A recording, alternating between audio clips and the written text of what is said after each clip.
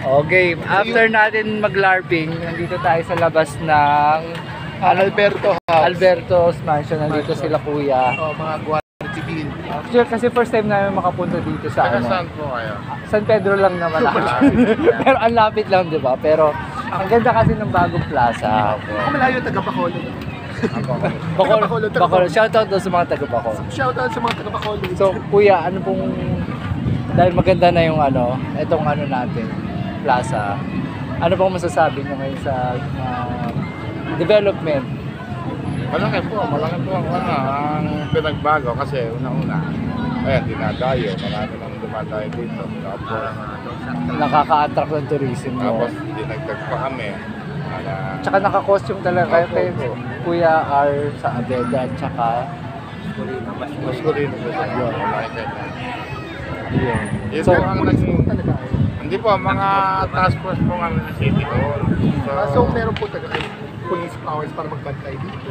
Binigyan po kami ng authorization na order. kasi kami po, lalo po yung time namin, medyo medyo mahirap yung Maraming tao. kasi yung oras namin ng yung dagsa ng tao hanggang anong oras po kayo nandito nagbabantay? 5 to 1 po. 5 to 1. So kung gusto niyo pumunta dito at mag-picture taking at 5 to 1. Maganda talaga, di ba? Oh, safe. Sila kuya ang namamahala sa safety dito kaya huwag kayong mag-alala. Kasi 10 po kami. 10 O 10 sila dito. Safe Good luck. Thank you mga kuya.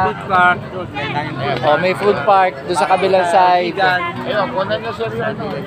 Ayun, kukunan ko po yan. Check back. Yun ang dadagdag sa plato. Okay. Inopit po sa tao to para mga pamasyal po sila, mga paglaro.